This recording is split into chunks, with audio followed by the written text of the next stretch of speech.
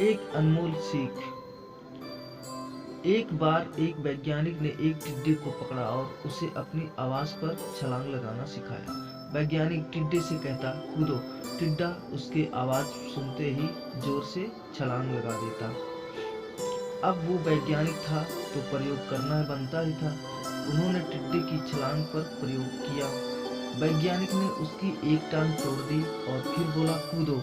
अब टिड्डे की छलांग की दूरी कम हो गई। वैज्ञानिक ने दूसरी टांग तोड़ दी और फिर बोला, कूदो। टिड्डे की छलांग और कम हो गई। अब तोड़ी गई उसकी तीसरी टांग, छलांग की दूरी और कम हो गई। एक एक करके बेचारे टिड्डे की सारी टांगें तोड़ दी गई। अब आखिरी टांग टूटने पर जब उससे कहा गया कूदो, तो वह हिल भी नहीं पाया। अब वैज्ञानिक ने अपना निष्कर्ष अपनी डायरी में लिखा। जानते हो उसने क्या लिखा? जब टिड्डे की एक टांग तोड़ी गई तो वह थोड़ा बहरा हो गया। जब उसकी दूसरी टांग तोड़ी गई तो वो और बहरा हो गया। हर टांग टूटने के साथ वो और बहरा होता गया और सारी टांग टूटने के बाद वह बिल्कुल बहरा हो गया। जोर जोर से चिल्लाने का भी उस पर कोई असर नहीं हुआ। वो तो अपनी जगह से हिला तक नहीं, छलांग लगाना तो दूर की बात थी।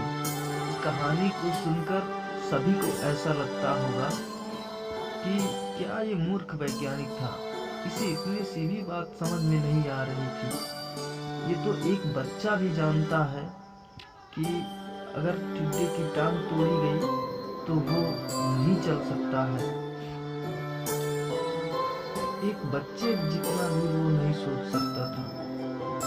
कई बार दोस्तों ऐसी मुश्किलें आती रहती हैं जिनका संबंध किसी एक का दूसरे से नहीं होता।